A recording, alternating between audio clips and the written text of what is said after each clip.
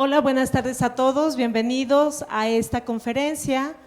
Hoy Rodrigo Barquera nos acompaña, viene desde el Instituto Max Planck y nos dará la conferencia Desenterrar el pasado con herramientas moleculares, el ADN antiguo en la arqueología. Entonces, el día de hoy vamos a ver cómo estas herramientas han servido a la arqueología y entonces así viajar al pasado. Rodrigo tiene más de 20 años de experiencia en la inmunogenética, tiene experiencia como docente, estuvo dando clases en la Escuela Nacional de Antropología e Historia, en la Facultad de Química y ahorita es estudiante en el Instituto Max Planck. Viene a compartir su experiencia con nosotros y agradecemos que te hayas dado este tiempo. Bienvenido y escuchamos. Muchas gracias. Bueno, buenas tardes, muchas gracias a todos por estar aquí. Espero poder brindarles un poco de lo que estamos trabajando allá y cómo es que estas herramientas moleculares, como ya lo presentaron, pues son un arma que tenemos ahora para precisamente viajar al pasado. Es una especie de máquina del tiempo que nos va a permitir narrar cosas de una forma distinta. Algo que quiero dejar en claro es que si bien el DNA nos va a ayudar a contar estas historias, no es lo único a lo que nos tenemos que acercar para poder hacer una buena interpretación del pasado. Los registros arqueológicos, registro histórico, otros análisis complementarios como los isótopos, nos van a permitir afinar más esta experiencia de viajar al pasado y nos va a permitir contar la historia desde todos sus ángulos. Normalmente, a lo que tenemos acceso pues, es el registro arqueológico, registros históricos, y desde esas perspectivas es muy difícil poder decir exactamente qué pasó, porque generalmente lo que hallamos es una fotografía de cómo quedó ese vestigio en un momento en el tiempo. Cuando nosotros hacemos otro tipo de análisis, como isótopos, como DNA, entonces nos permite de una forma más dinámica ensamblar toda la evidencia para poder así contar una historia. Antes de empezar, vamos a hablar un poco de algunos conceptos, solamente para que todos arranquemos desde un punto en común. DNA o ADN, ácido desoxirribonucleico, es una molécula que contiene toda la información genética.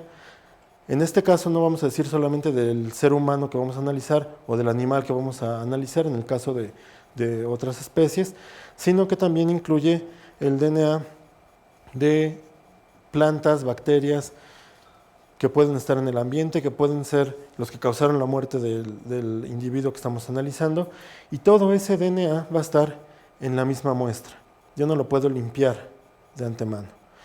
También puedo incluir el DNA de la gente que ha trabajado, la gente que trabajó en la excavación, la gente que limpió el esqueleto para ponerlo en una exposición en un museo, que lo metió en una caja para almacenarlo. Todo ese DNA que es DNA moderno también va a poder ser parte del DNA que vamos a extraer. Entonces tenemos que hacer uso de varias herramientas para poder discernir cuál es el DNA que sí nos sirve, que sí nos va a contar una historia, y cuál DNA es contaminante o que nos cuenta otra parte de esa historia. Otro concepto que tenemos que entender es el de genoma. El genoma hace referencia a toda la información genética de un individuo con respecto a una referencia para esa especie. Entonces, en este caso, si estamos hablando de individuos humanos, pues nuestro genoma de referencia va a ser el de la especie humana. Y con base en eso yo voy a poder alinear todo el DNA que encontré, todas las secuencias de DNA que tenemos,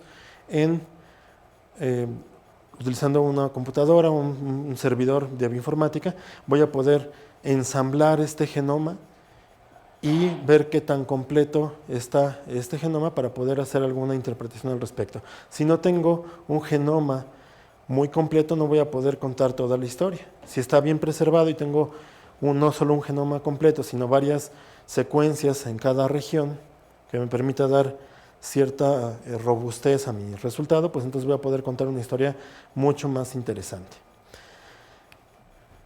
Con esto, pues vamos a empezar a encontrar otros nuevos términos. Uno de ellos es este término de aquí, paleogenómica, y están hablando de una revolución paleogenómica. ¿Por qué es una revolución? Porque estamos cambiando paradigmas que a lo mejor hace 10 o 20 años, pues eran totalmente impensables. Por ejemplo, hoy en día podemos extraer DNA de restos humanos de 10.000, 40.000 años con relativa facilidad y mapearlos contra el genoma humano.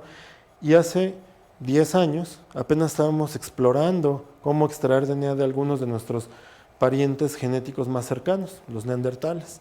Y era prácticamente, cada que un individuo se podía analizar, era un gran trabajo, era una gran contribución y se hacía pues toda una fiesta científica alrededor de este descubrimiento.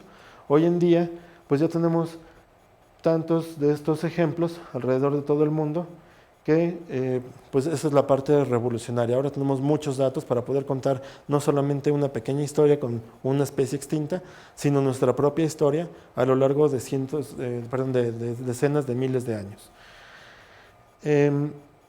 Gracias a esta revolución nuevamente vamos a ver no me funciona ya. El término paleogenómica tiene que ver paleo, antiguo, genómica. Ya no vamos a hacer análisis de una sola región, sino de todo un genoma. Y estos genomas son genomas antiguos. Entonces es toda una nueva rama de la ciencia que surge a partir del estudio de estos materiales, de estos restos arqueológicos, con técnicas bastante poderosas que nos permiten ver todo el genoma de una especie. Lo primero que tenemos que hacer para obtener este tipo de material pues es intervenir nuestros restos óseos y tenemos que seleccionar las mejores áreas de estos restos óseos para poder encontrar suficiente material genético. Aquí todo va a estar en función de cuánto material genético obtengo, qué tan bien preservado está y qué tantos contaminantes tiene. Son las tres grandes cosas a las que tengo que poner mucha atención antes de poder trabajar realmente ya paleogenómica. Entonces, todo esto empieza con la técnica en el laboratorio. Como pueden observar, se tiene que hacer el trabajo utilizando muchas medidas de seguridad para evitar contaminar este material, sobre todo porque si bien hay muchos contaminantes en la superficie, dentro del hueso a lo mejor está un poco menos contaminado. Y si yo lo trabajara aquí, si yo me pusiera aquí a cortar un hueso, entonces yo voy a contaminar, voy a contribuir a la contaminación de ese material. Todos ustedes, toda la gente que ha pasado por aquí va a contribuir a la contaminación de ese material y cuando haga el proceso de extracción, lo que voy a obtener es principalmente ese DNA contaminante moderno y no el DNA que quiero analizar. Entonces todo esto se hace en instalaciones muy especializadas, totalmente limpias, en las cuales se descontamina todos los días con luz ultravioleta. ¿Por qué luz ultravioleta? Porque esta luz ultravioleta va a generar con la radiación una reacción que se conoce como cross-linking, en la cual el DNA se queda unido y ya no se puede analizar, ¿sí? Lo inutiliza. Entonces todo el DNA contaminante, si yo pongo una lámpara de ultravioleta, se va a quedar inutilizado y ya no va a contribuir como contaminante a nuestra muestra. Después de eso vamos a tener distintas técnicas en las cuales ya es un poco más lo que podríamos decir estamos acostumbrados dentro de la genética, de la genómica, que es una extracción de DNA en la cual con el uso de solventes adecuados vamos a ir quitando todo lo que sobra de nuestra mezcla hasta quedarnos con el DNA puro. Ese DNA que ya está relativamente puro lo vamos a someter a distintos procesos. En el caso particular de la genómica lo que vamos a hacer es que todo el DNA que extraje, y recordemos que en ese tubito está otra vez no nada más el DNA del individuo que estoy analizando, sino el DNA de plantas, de bacterias, todo este DNA ambiental, de la gente que no lo analizó. Y lo que voy a hacer para evitar que se siga contaminando es ponerle una etiqueta. Esa etiqueta que va a estar al principio y al final de cada secuencia, de cada pedacito de DNA, se va a llamar índice. Y ese índice, así como en los libros de una biblioteca, me va a servir para identificar de manera inequívoca a esos fragmentos de DNA. Lo que se hace después de la extracción y cuando pongo los índices, se le va a denominar una biblioteca genómica. Entonces, toda esa información, pues la tengo que analizar. ¿Cómo la voy a analizar? Voy a recurrir a una técnica que se llama secuenciación, en la cual voy a poder leer de cada uno de estos fragmentos, base por base, cuál es la secuencia que está ahí.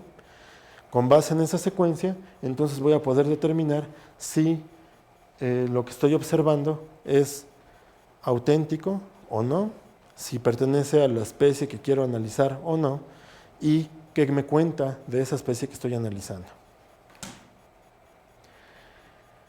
Esto es nada más un esquema en el que nuevamente vamos a recapitular un poco lo que hemos visto. Tenemos la deposición y fosilización de nuestro vestigio arqueológico paleontológico. Vamos a tener nuestro material de DNA antiguo, otra vez haciendo conciencia de que tengo contaminantes, de que tengo DNA ambiental, de que tengo DNA de bacterias. Voy a hacer un proceso de extracción, un proceso de amplificación en el cual voy a incorporar estos índices para señalar que esa biblioteca genómica es exclusivamente esa biblioteca genómica y nada más que pueda llegar después. Y después voy a hacer la secuenciación. Pero, como se podrán imaginar, pues esto nos va a generar una cantidad relativamente baja de material genético, ¿no? Si ya dijimos que vamos a utilizar un poco la imaginación, vamos a crear un ambiente, hay un individuo, fallece, se empieza a cubrir con tierra o se entierra activamente en un proceso funerario y se queda ahí. ¿Qué le puede pasar a ese cadáver? Bueno, va a llover, va a pasar por cambios estacionales, a lo mejor si es en otras latitudes le va a tocar experimentar frío extremo, calor extremo, temporadas de sequía, temporadas de inundaciones. Una vez que el cadáver está en la tierra, van a llegar insectos, ratones, otro tipo de roedores, van a tratar de consumir algo de ese cadáver. Todo ese material genético va a quedarse ahí. Entonces, después de algunos años, cuando yo excavo y encuentro ese esqueleto, tampoco es que lo vaya yo a excavar, normalmente no se hace, ya en la actualidad hay algunas excavaciones que sí lo incorporan como protocolo, pero en la gran mayoría de los entierros no es que yo llegue con un traje cubriéndome y todos los arqueólogos ocupen ese traje y se excave en condiciones lo más aisladas posibles. Generalmente se excava pues como cualquier otro tipo de excavación a cielo abierto y se recuperan los huesos. Generalmente un grupo de investigadores va a realizar análisis osteológico para ver qué tan completo está el esqueleto, qué huesos están, qué huesos faltan, y todo esto también se hace en un ambiente similar a este, sin muchos cuidados particulares. Entonces, otra vez, todo ese DNA va a estar ahí. ¿Cuánto de ese DNA de nuestra biblioteca genómica es realmente DNA del individuo que estoy analizando? Generalmente entre el 1 y el 10%. Casos excepcionales, un poco más. Pero por regla general es entre el 1 y el 10%. Entonces, obviamente esto implica que yo tendría que hacer muchos extractos y gastar mucho material óseo para poder generar suficientes secuencias si quiero armar todo un genoma. O puedo utilizar una estrategia que se llama enriquecimiento por captura. Y básicamente lo que nosotros hacemos en un procedimiento de enriquecimiento por captura es que tengo todo mi DNA de esta biblioteca genómica. Lo que voy a hacer es hibridarlo con trasondas diseñadas para la región que yo quiero enriquecer. ¿Cómo selecciono esta región? Depende de la historia que quiera contar. Si quiero contar la historia de las poblaciones humanas, puedo seleccionar marcadores genéticos que me cuenten cómo se han movido esas poblaciones o que sean informativos de su ancestría o que me permitan estimar si hubo mestizaje. Si quiero contar qué tan resistentes eran estos individuos a procesos infecciosos, entonces voy a enriquecer para genes de respuesta inmune. A lo mejor no me interesa el individuo en sí, sino de qué murió y tengo potenciales candidatos. Esos potenciales candidatos puedo generar un arreglo. Vamos a decir que quiero descubrir o analizar quién causó la peste negra. Entonces requiero hacer un enriquecimiento por captura del genoma de la bacteria que causó la peste negra, Yersinia pestis. Entonces no importa qué es lo que yo quiero analizar, voy a poder hacer un arreglo de este tipo y voy a poner ahí pedacitos de DNA del genoma o de la región que yo quiera analizar y por complementariedad va a traer aquellas secuencias de mi biblioteca que correlacionen, que cotejan con este arreglo. Después de eso, voy a separar todo el DNA que no es el DNA que quiero estudiar y entonces ya enriquecí, porque después de esto, cuando suelto mi DNA de este arreglo, lo que voy a tener es exclusivamente o mayoritariamente el material que quiero analizar. Entonces yo puedo pasar de un 1 a 10% a un 70-80% de material genético útil para mi análisis. Entonces esto es bastante importante para poder pues, realizar estos análisis de genómica, disminuyendo los costos y disminuyendo la cantidad de material óseo que requiero en un principio. Porque imagínense que ustedes tienen un esqueleto muy valioso, un esqueleto único, por ejemplo un neandertal o un individuo de la cuenca de México que es muy antiguo y solamente tienen uno. No van a permitir que lo vayamos a hacer polvo todo para analizarlo. Tiene que quedar algo para estudiar otras cosas, para responder otro tipo de preguntas de investigación. Yo no puedo moler todo un esqueleto para poder ensamblar un genoma. A lo mejor sí voy a tener un genoma muy bonito, pero después no tengo un esqueleto para poder responder otras preguntas. Entonces tenemos que siempre hacer un balance entre cuánto voy a destruir de este material biológico y cuánto voy a preservar para después, en contra de cuánta información quiero obtener. Y eso es un balance que siempre debo de realizar. Este tipo de procedimientos nos ayuda a minimizar la cantidad de análisis invasivos que tengo que hacer sobre el esqueleto y de esta manera maximizar el uso de pequeñas piezas o pequeñas porciones de estos materiales. Recientemente, en 2015, se dieron cuenta de que hay una mina de oro, vamos a llamarla así, que es la porción petrosa. ¿Qué es la porción petrosa? Es un hueso que está aproximadamente en esta región y que es la base del oído interno. Y resulta que si yo corto ese hueso, voy a poder observar en esta región una porción de hueso bastante denso. Podemos observar aquí que es un hueso muy poroso, muy esponjoso, por decirlo de alguna forma, y que esta región de aquí se ve más densa. Si es más densa quiere decir que está mejor preservada. Y esta región en particular, como está muy aislada, imagínense, está dentro del cráneo, justo detrás de esta región, y en donde está el oído interno, está bastante aislado.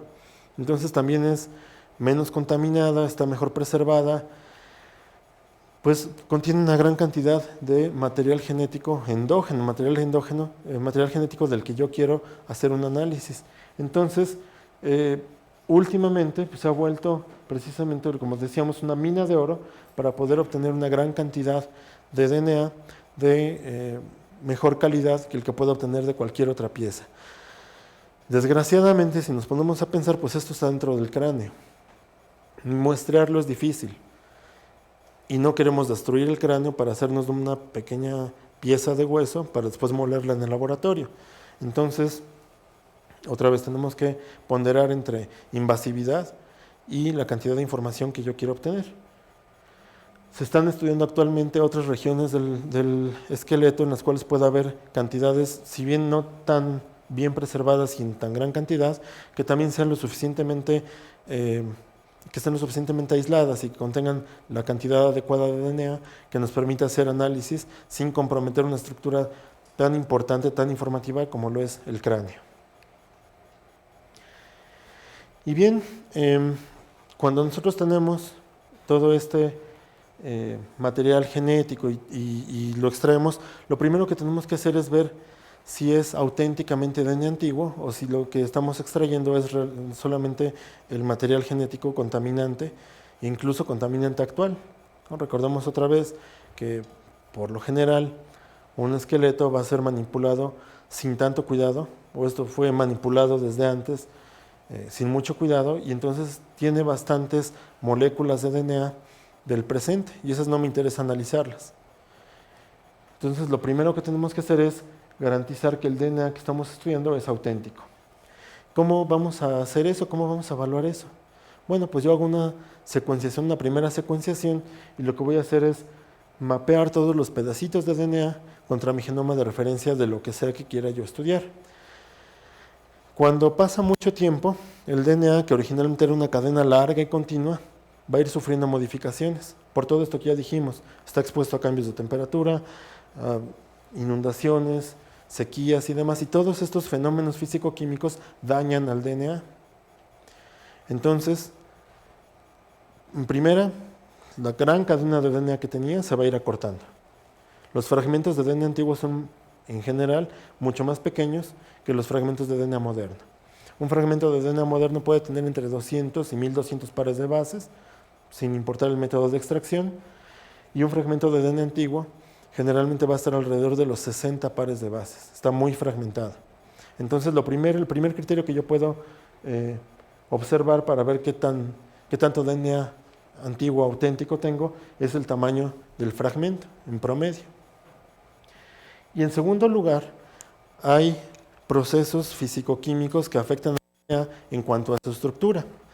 Y en este caso podemos hablar de oxidaciones, podemos hablar de desaminaciones, podemos hablar de otros cambios químicos que va a sufrir ese DNA y que si yo lo analizo contra un genoma de referencia me voy a dar cuenta de que la información que está ahí está dañada.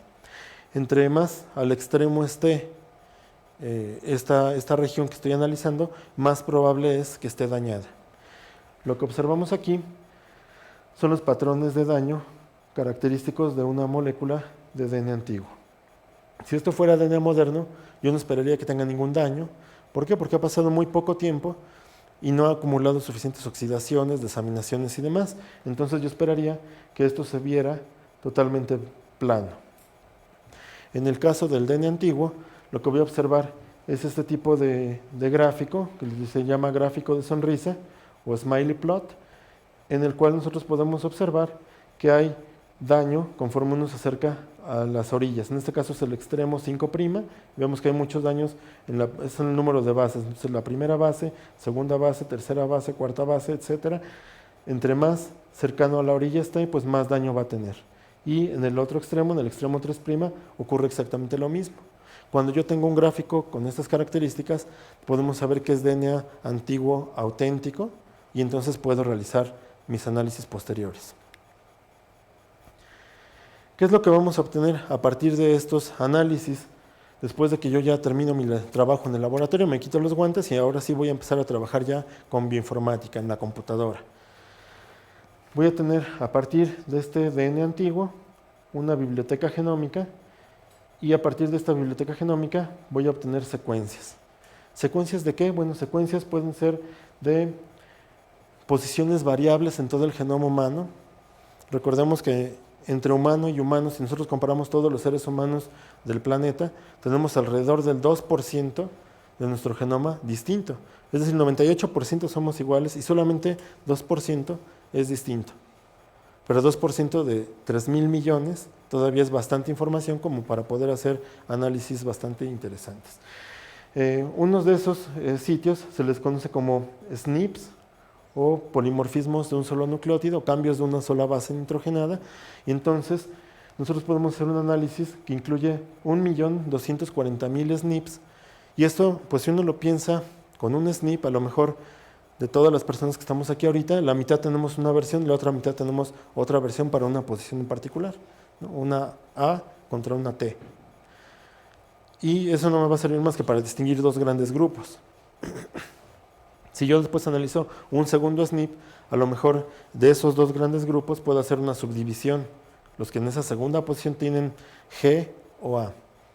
Y lo puedo hacer así con 3, 4, 5, etcétera, hasta llegar a 1.240.000. 1.240.000 SNPs me van a generar mucha mayor resolución que si solo hago 1, 2 o 3.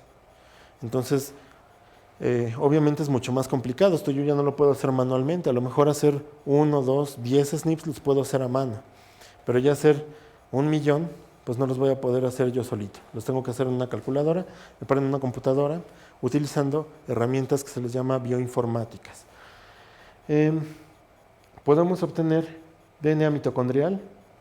El DNA mitocondrial es ese DNA que está dentro de las mitocondrias y que pasa únicamente por vía materna, y que nos va a hablar del linaje materno del individuo que estamos analizando, y me va a contar una parte de la historia, la parte del linaje materno. Como solo pasa de madres a hijas ininterrumpidamente, cuando llega a un varón ya no puede pasar, porque durante la fecundación las mitocondrias se quedan en la cola del espermatozoide y no pasan al óvulo, por lo cual durante la recombinación en el cigoto ya no hay mitocondrias del padre, solamente vamos a poder contar la historia por vía materna.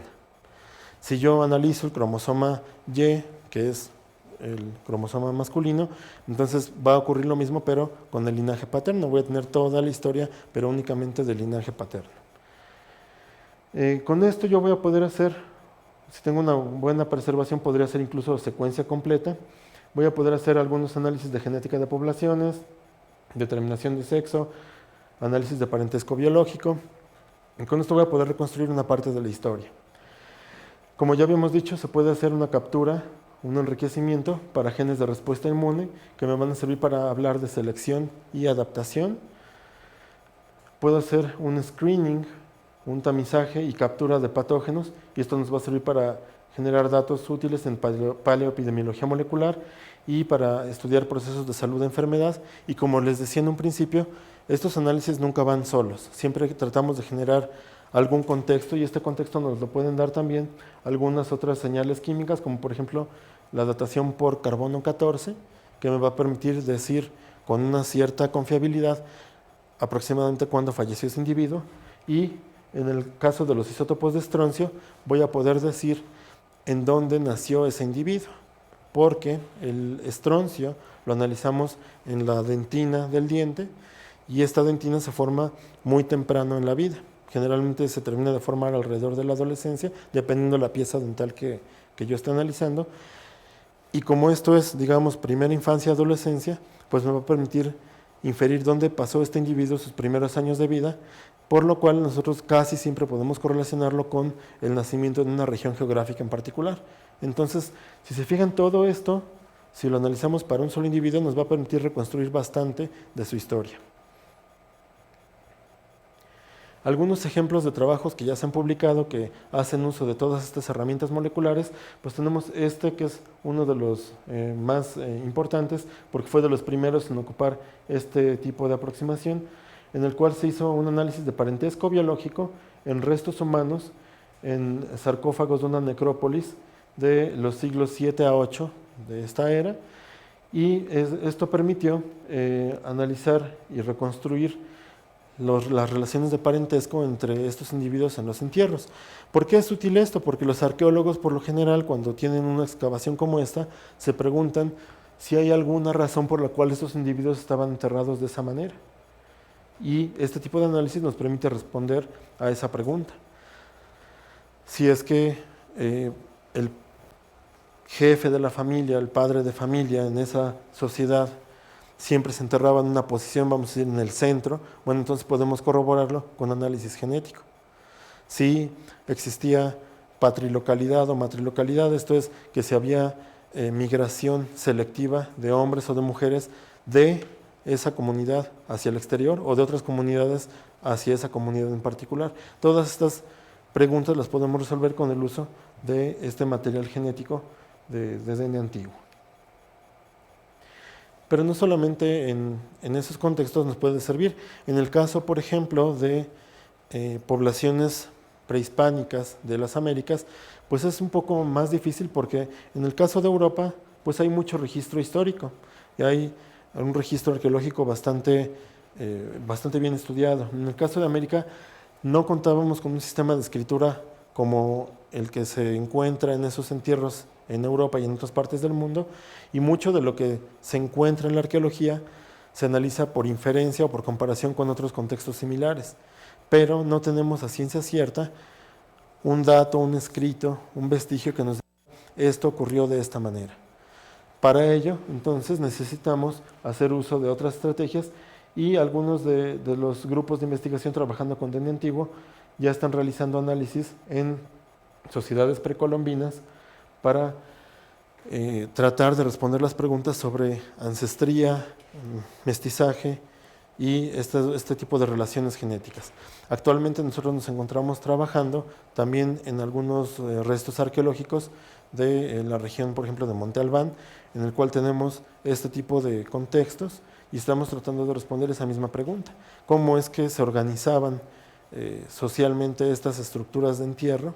Si tenía algún significado, si tenía alguna disposición en particular, o si estaban solamente enterrados al azar, si eran estructuras domésticas como se cree hasta ahora, o si son asentamientos humanos que están sobre zonas de entierros que no sabían que estaban ahí, si existían diferencias entre los que son considerados nobleza y los que son considerados el pueblo, si había algún tipo de aislamiento genético entre estas dos estructuras sociales o si había un libre flujo genético entre ellas.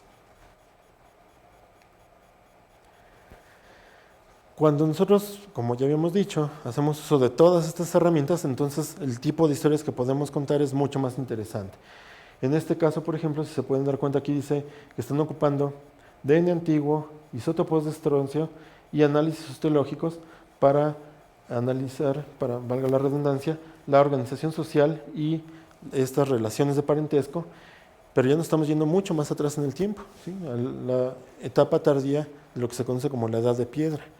Entonces ya estamos viajando miles de años atrás en el tiempo para tratar de responder si estas sociedades que hoy en día se consideran muy primitivas ya tenían una cierta organización social, que puede ser una jerarquía, que puede ser algún tipo de distribución especial con base en los entierros. Entonces nosotros lo que podemos analizar aquí es si la posición que guardan, la relación de posición que guardan estos entierros tiene que ver con alguna estructura de parentesco o si solamente eran depositados en entierros comunitarios y no tenían ningún tipo de simbolismo. ¿Por qué es importante este tipo de preguntas? Porque precisamente nos permite ver en qué momento surgen, o si ya en ese entonces habían surgido algún tipo de religión, algún tipo de estructura social más cercana a lo que conocemos hoy en día. Y esto nos va a permitir pues, responder a preguntas como qué tan antiguas son las estructuras sociales que conocemos hoy en día, el papel de las organizaciones biológicas naturales o sociales en el desarrollo de estas comunidades y también incluso por medio de otras técnicas determinar el tamaño poblacional de estas sociedades. Es decir, no solamente el DNA nos va a hablar de este tipo de características, sino que con análisis más especializados a nivel de todo el genoma podemos inferir qué tan grandes eran estas sociedades, cuántos individuos habitaban como parte de ese, digamos, de esa comunidad genética, por decirlo de alguna forma. ¿Por qué? ¿Por qué no puedo decir que es una comunidad social? Porque las comunidades sociales se organizan de una forma que puede o no correlacionar con las comunidades genéticas. Pero si yo hablo de comunidades genéticas, puede ser que haya individuos que se parezcan mucho en lo que actualmente es Alemania, Francia, República Checa, pero que socialmente a lo mejor no están representados de la misma manera. Puede ser que genéticamente se parezcan mucho, pero socialmente eran completamente distintos. Entonces yo debo tener cuidado con esa terminología. Aquí lo que podemos hacer es ver genéticamente qué tan emparentados, qué tan cercanos eran, pero nada más, yo no puedo inferir otras cosas. Si tengo un contexto arqueológico, si tengo alguna cuestión muy particular, pues entonces sí ya puedo responder algunas preguntas, pero esto siempre va a ir de la mano del contexto arqueológico, histórico, si tengo algún vestigio que me ayude a soportar estas respuestas. Yo no puedo nada más con la genética inferir cosas tan delicadas como la cultura o la sociedad. Siempre voy a tener que hacer uso de otras estrategias para poder contar esa parte.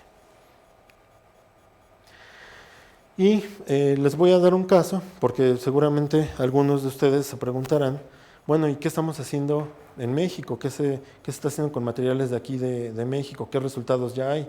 Y bueno, les traigo un caso que a mí se me hace bastante ilustrativo de esto que les acabo de mencionar, en lo que nosotros ocupamos un set de herramientas que no incluye solamente el DNA antiguo, sino muchas otras disciplinas para poder contar la historia de 3 individuos muy especiales en un contexto de aquí de la Ciudad de México. En este caso es el contexto de San José de los Naturales, es uno de los primeros hospitales durante la época colonial en las Américas, uno de los hospitales más antiguos, fundado posiblemente entre 1539 y 1542, de acuerdo con las cédulas y los registros históricos de los que se tiene noticia. Y bueno, como ustedes podrán ver, pues es bastante temprano dentro del periodo colonial. El nombre San José de los Naturales hace referencia a los naturales. ¿Quiénes eran los naturales? Los indígenas, los nativos de la región. Entonces era un hospital que por decreto de la corona española estaba dedicado a brindar servicios de salud a la población indígena del país.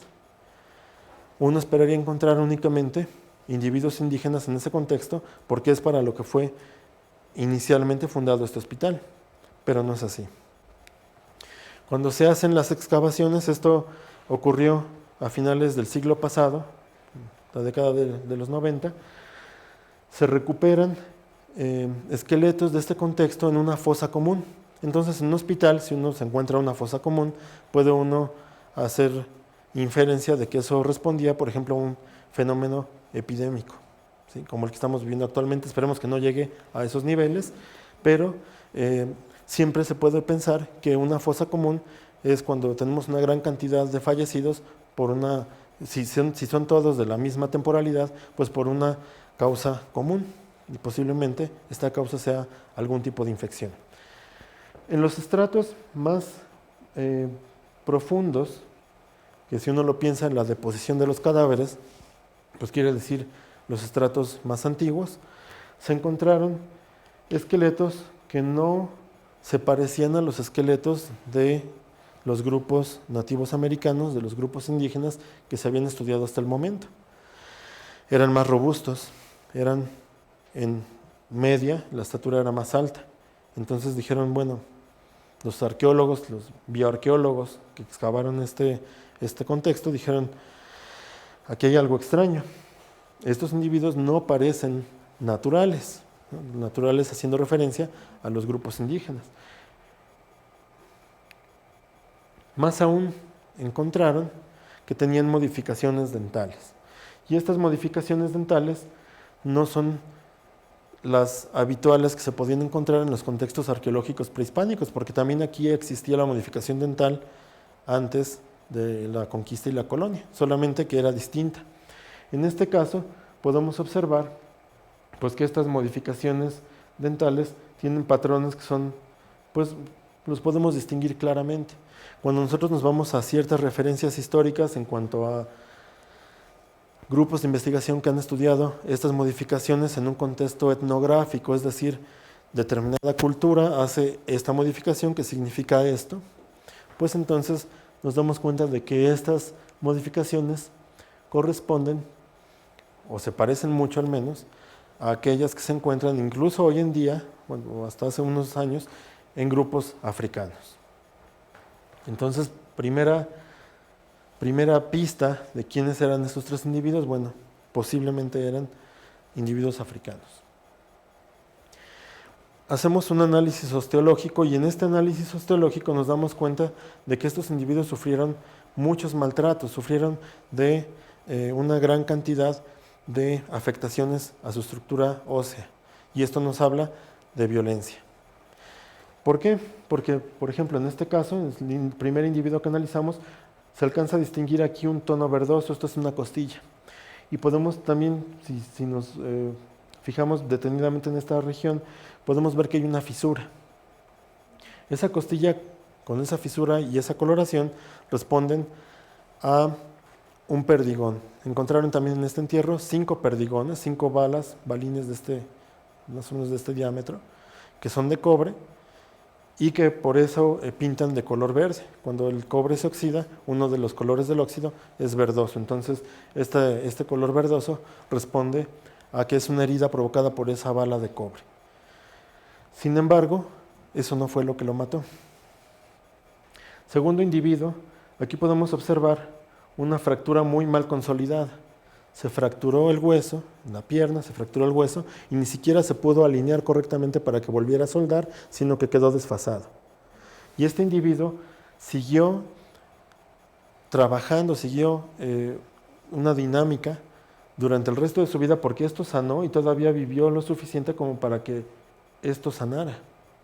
También se encontró que este mismo individuo tenía huellas de corte de machete en esta región del cráneo, pero también sanaron, o sea que eso tampoco fue lo que lo mató. Y por último, en este individuo podemos encontrar esta región de aquí. Si nosotros observamos los huesos, generalmente son muy lisos, ¿sí? Cuando nosotros encontramos estructuras como la que observamos aquí, en esta región, que son las inserciones musculares, esta es una inserción muscular muy evidente, y esto responde a estrés mecánico, es decir, ese grupo muscular se estaba trabajando mucho y bajo mucho estrés, bajo posiblemente una carga bastante pesada. Esto corresponde a la parte superior del esqueleto, entonces lo que estamos viendo ahí es que hacían movimientos de empuje y cargar. Entonces nos habla un poco de que esto se debe a trabajo físico excesivo. Entonces ya tenemos dos pistas: individuos que posiblemente sean africanos y que sufrieron grandes maltratos físicos. Esto ya nos podría hablar de que son potencialmente individuos esclavizados que fueron traídos a América. Pero yo no puedo nada más así contar la historia y decir potencialmente son individuos africanos esclavizados. No, tengo que contar toda la historia, hasta donde yo pueda llegar. Entonces nosotros generamos algunos datos genéticos en torno a estos individuos. Lo que ocupamos fueron estas 3 piezas que están aquí, son 3 molares, y con esos 3 molares tratamos de contar toda la historia. Lo primero que tenemos que hacer es un control de calidad sobre la cantidad y la calidad del material genético que obtuve a partir de estos 3 elementos de estos individuos, de estos 3 elementos del esqueleto, y lo más importante es observar el porcentaje de DNA endógeno, es decir, cuánto del DNA que yo logré recuperar de estos dientes corresponde al individuo que estoy analizando y no a todo lo que ya dijimos que lo puede contaminar. Entonces, para cada una de estas piezas hicimos 2 bibliotecas genómicas. Partimos el diente por la mitad aquí, abajito de la corona, en esta región de aquí, aquí, y las bibliotecas que están marcadas, señaladas como A, son la corona, y B corresponde a la raíz. Entonces la parto a la mitad y después con un taladro, con una punta de diamante, voy a obtener polvo, voy a taladrar la parte de adentro de la corona y de la raíz para obtener un polvo. Extraigo el DNA de ese polvo, construyo mis bibliotecas genómicas y las alineo contra el genoma humano. Y esto me dice cuánto del DNA que recuperé es de humano. Si se fijan, pues está conforme a lo esperado, lo que habíamos dicho en un principio, ¿no? Entre 1 y 10%. Hay algunas bibliotecas que están un poco mejor, como esta de aquí, como esta de acá, pero nada espectacular. Entonces voy a tener que hacer este procedimiento que habíamos dicho, que es enriquecimiento. Y lo que voy a hacer para enriquecer, pues es poner estas bibliotecas genómicas en contacto con el arreglo, en este caso es el arreglo de 1.240.000 posiciones, para poder obtener más información de todo el genoma. Después de hacer esta captura, hay una cosa que tenemos que hacer aquí, que es, yo puedo capturar para 1.240.000 posiciones, pero muy poca gente hace eso. Entonces tengo mucha información, pero tengo pocos datos contra los cuales comparar. Puedo hacer otra cosa, que es partir a la mitad mi set, es decir, en vez de analizar 1.240.000 posiciones, analizo la mitad, o sea, aproximadamente 600.000. Pero tengo mucha gente que ya ha hecho análisis con esas 600.000 posiciones y tengo más datos para comparar. Entonces, lo que vamos a hacer es tener más datos para comparar, aunque tenga que sacrificar un poco la información que obtuve en un inicio. Y eso es lo que hicimos. Nosotros bajamos nuestro número de SNPs o de regiones analizadas de 1.240.000 a cerca de 600.000. Y sobre esas 600.000 calculo cuántos de esos SNPs de esas regiones pude obtener al final en estas bibliotecas. Si se fijan, pues es un número bastante elevado aún así, ¿no? Generalmente yo ocupo 40.000 como un punto de corte, lo que está por debajo de 40.000 no me va a dar tanta resolución, por arriba de 40.000 ya puedo contar una historia. Aquí estoy obteniendo 400.000 aproximadamente, entonces puedo contar una muy buena historia.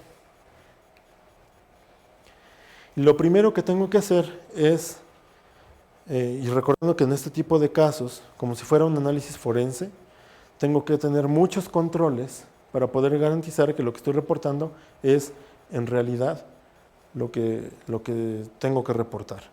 Lo primero que tengo que hacer es, bueno, si ya tengo la determinación del sexo por parte del estudio osteológico, cuando yo analizo los huesos puedo ver si es hombre o mujer, si el esqueleto está suficientemente completo, en este caso así es. Y sabíamos que los 3 individuos son individuos masculinos. Si yo hago el análisis genético, yo esperaría encontrar que correlacione perfectamente el sexo genético con el sexo osteológico. Y en este caso, pues podemos observar que así es. Los 3 individuos tienen asignación genética como masculinos. Entonces hasta aquí vamos bien. Quiere decir que lo que estoy analizando es correcto. Habíamos hablado de un segundo problema, que es la contaminación. Una cosa es cuánto del material antiguo corresponde a lo que quiero analizar, y ese es el DNA endógeno, y otra es cuánto del material total es auténticamente antiguo contra lo que se ha incorporado de material moderno. A eso se le llama contaminación. Ahora también pensemos en un contexto como el que habíamos descrito, una fosa común. Estos individuos fueron puestos ahí, no estaban en ningún tipo de contenedor, entonces conforme se empiezan a descomponer, pues muchos de los fluidos y de los líquidos van a ir mezclándose entre sí. Y esto obviamente va a contaminar también a mis individuos. Si yo tengo una contaminación por encima del 5%, ya es muy difícil que yo pueda analizar, porque no voy a poder saber si la variante que estoy observando es del individuo o del contaminante, porque ambas son antiguas. Entonces yo no puedo distinguir si esto es auténticamente de este individuo o es de otro individuo que es igualmente antiguo, pero que estaba también en ese contexto del entierro. Para esto yo lo que hago es estimar la contaminación por 2 métodos. Y estos 2 métodos lo que me van a permitir es ver si puedo seguir mis análisis o no.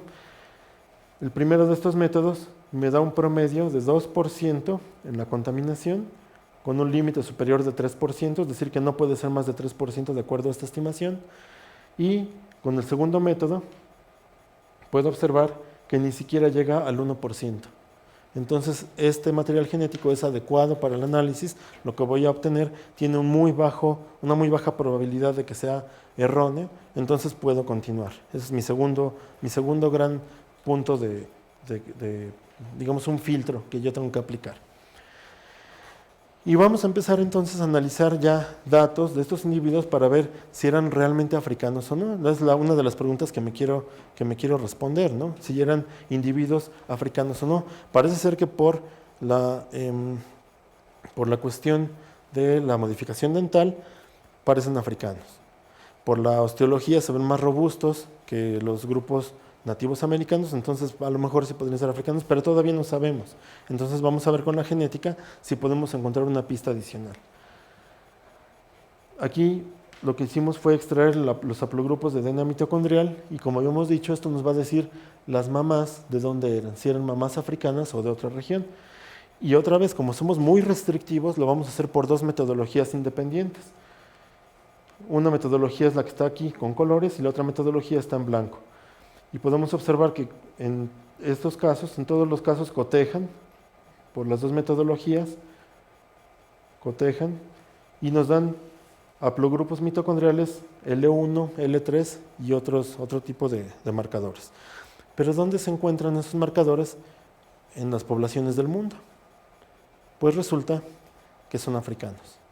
Que la mayor frecuencia de estos marcadores está en África y no solamente en toda África, sino en lugares muy particulares. Por ejemplo, la costa occidental de África. En el caso de los 3, hay focos de mayor frecuencia en la costa occidental africana. Si nosotros nos vamos a los registros históricos, podemos observar que una gran cantidad de los datos que se han recabado para el periodo de la colonia es que los esclavos se obtenían de comunidades en África Occidental. Entonces esto coteja con la historia y con lo que estamos tratando de demostrar. Pero, así como con los dientes, que yo puedo hacerme una modificación dental y parecer de otro grupo, de otra afiliación geográfica y no serlo, el DNA mitocondrial materno solo nos está contando la historia de la mamá. Vamos a ver qué pasa con el papá. Como son individuos masculinos, puedo hacer el análisis de cromosoma Y. Y en el caso del cromosoma Y, volvemos a obtener un patrón que corresponde con África Occidental. Entonces, todo esto apunta a que al menos por los 2 linajes, pues son, digamos, de África. No podemos ir africanos, pero son originarios de África. Si yo ocupo todos estos datos que obtuve a nivel de todo el genoma, estas 600,000 posiciones, y vean todos los puntitos que hay aquí. Cada puntito es un individuo de una población en particular. Entonces yo lo que hago es proyectarlos en este mapa, este tipo de gráfico se llama análisis de componentes principales, y lo que hace es reducir todo lo que yo pueda encontrar a nivel de genoma a solamente dos dimensiones, el componente principal 1, el componente principal 2. Y ya, es una representación gráfica, no es un análisis estadístico como tal, pero nos permite agrupar a todos los individuos. Y lo que tenemos aquí es un PSA, un análisis de componentes principales de todo el mundo. Aquí están representadas poblaciones de todo el mundo. Entonces, si yo, por ejemplo, voy aquí, voy a encontrar poblaciones europeas en esta región, voy a encontrar poblaciones asiáticas en toda esta región, poblaciones nativas americanas en esta punta de acá, y toda esta clina, toda esta línea que se dibuja aquí, son poblaciones africanas. Si yo pongo aquí a mis 3 individuos, yo esperaría que caigan en la diversidad africana.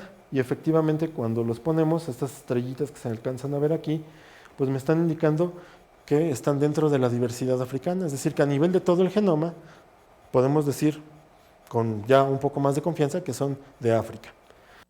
Si fueran mestizos, si hubieran sido hijos, vamos a decir mulatos, ¿sí? Una mezcla de 2 grupos humanos distintos, entonces a lo mejor hubieran aparecido en algún punto aquí, ¿no? A lo mejor entre intermedios entre la diversidad africana y la diversidad nativa americana, o intermedios entre la diversidad africana y la diversidad europea, o sea, a lo mejor saldrían por aquí, pero no es el caso, caen exactamente alineados con poblaciones africanas. Y no solamente eso, sino que si vemos, están justo en el punto en el que se encuentran África Central y África del Sur.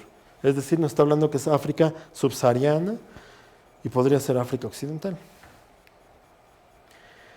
Cuando hago un análisis que se llama admixture o mestizaje, lo que trato de ver aquí es, con cierto número de poblaciones de prueba, cuál es el arreglo más plausible, el más probable para todas estas poblaciones. Y otra vez aquí, como yo quiero retar a mi modelo, pues no voy a poner solo poblaciones africanas, quiero ver si tienen algún grado de mestizaje con poblaciones nativas americanas o europeas que ya estaban en el contexto de la colonia, ya estaban viviendo aquí en México. Entonces pongo todas esas poblaciones y veo si existe o no algún tipo de señal de otra población que no sea africana en mis individuos analizados.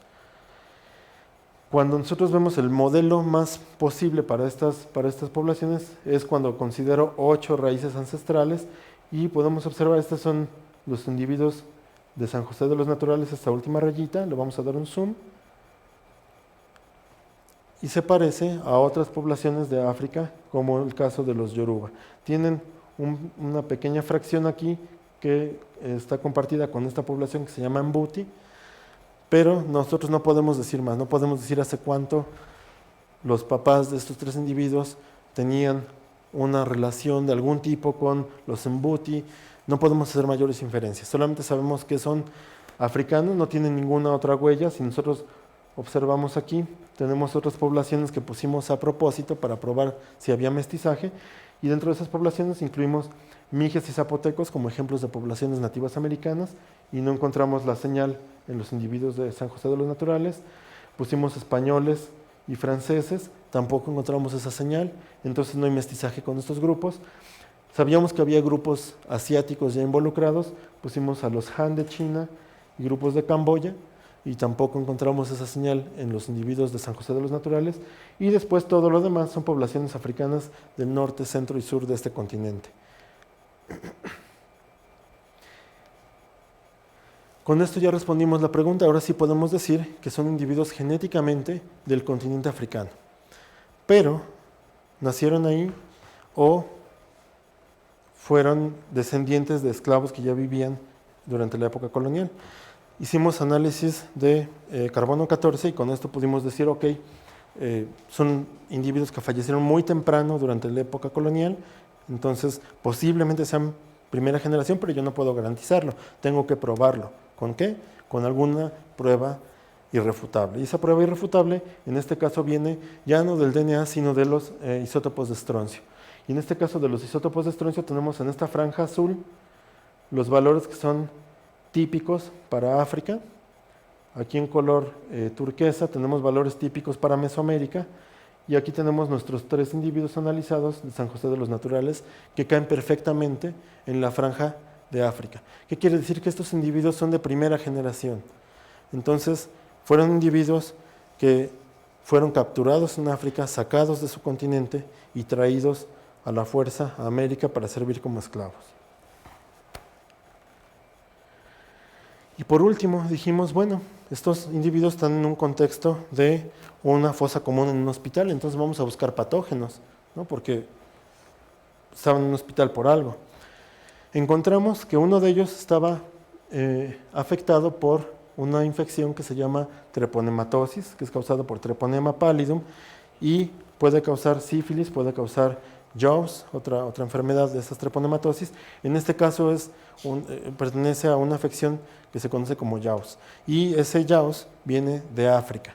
Entonces es una prueba más de que incluso los patógenos que traían pues venían del continente africano. En el caso del tercer individuo, para este tercer individuo encontramos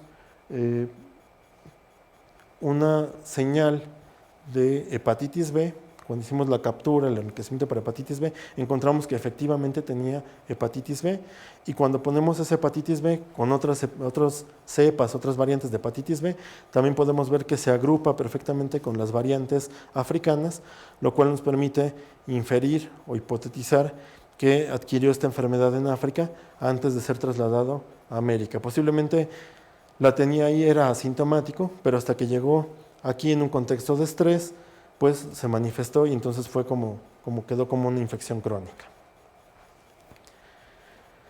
Sin más por agregar, quiero agradecer nuevamente la invitación y a todos ustedes su atención, agradecer al fabuloso equipo de trabajo con el que se pudieron realizar estos análisis, sin cual no habría sido posible. Todos ellos han contribuido de manera muy importante al desarrollo de este y otros proyectos. Y pues muchas gracias en verdad por dejarme compartirles esto que estamos haciendo, y espero que les haya gustado y que les haya sido de su agrado.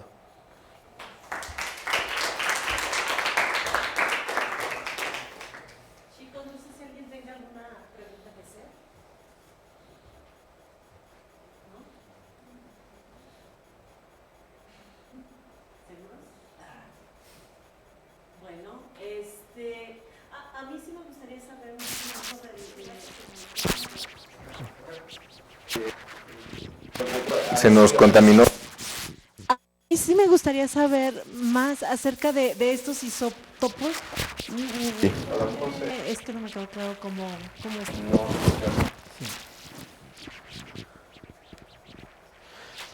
Cuando nosotros tenemos una pieza dental, un molar por ejemplo, sabemos que ese molar se tuvo que haber desarrollado en un periodo de la vida.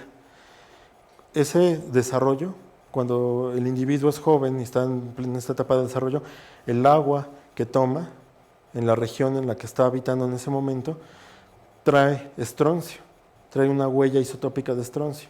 Entonces, la proporción de esos isótopos de estroncio 86 contra estroncio 87 es característica de cada región en el planeta Tierra. Si yo, durante mi infancia, bebí agua de un río que tiene una huella isotópica, cuando fallezca o cuando alguien analice ese molar, puede decir, este individuo a lo mejor no puede decir exactamente de qué parte del mundo es, pero sí puede excluir muchas regiones de origen. Y eso es lo que hicimos aquí.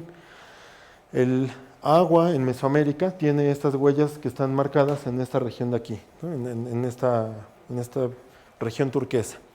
La huella isotópica de África empieza aquí y termina hasta acá arriba. Tiene mayor diversidad, pero siempre va a ser más alta que la que encontramos en Mesoamérica. Como estos individuos se encuentran en Mesoamérica, si hubieran nacido aquí, tendrían una huella isotópica mesoamericana.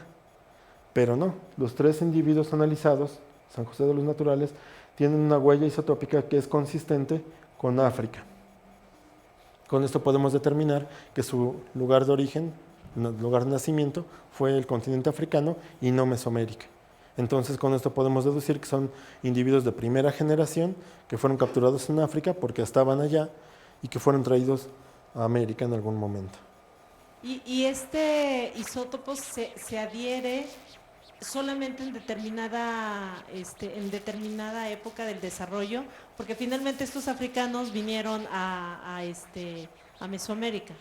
Entonces ya cuando yo bebo el agua de Mesoamérica ya no lo puedo asimilar. La dentina ya está ahí, entonces la mayor parte de la dentina solamente va a cargar esa huella. Sí va a haber un fenómeno de dilución o de contaminación, vamos a llamarlo así, por los isótopos locales en el lugar en el que yo me encuentre, pero ya no me va a cambiar tan drásticamente la huella como para dar una interpretación absolutamente distinta del lugar de origen. Por eso es que son tan confiables. La otra cuestión que tienen es que la determinación es tan precisa que la desviación estándar se va hasta el quinto decimal. Aquí yo estoy graficando con las correspondientes barras de error, pero son tan pequeñas que no se ven, ni siquiera se alcanzan a ver. Ya, gracias, entendí. ¿Alguien más? Bueno, pues si no tenemos más preguntas, queremos agradecer tu participación aquí en Universum y gracias a todos por su asistencia. Muchas gracias.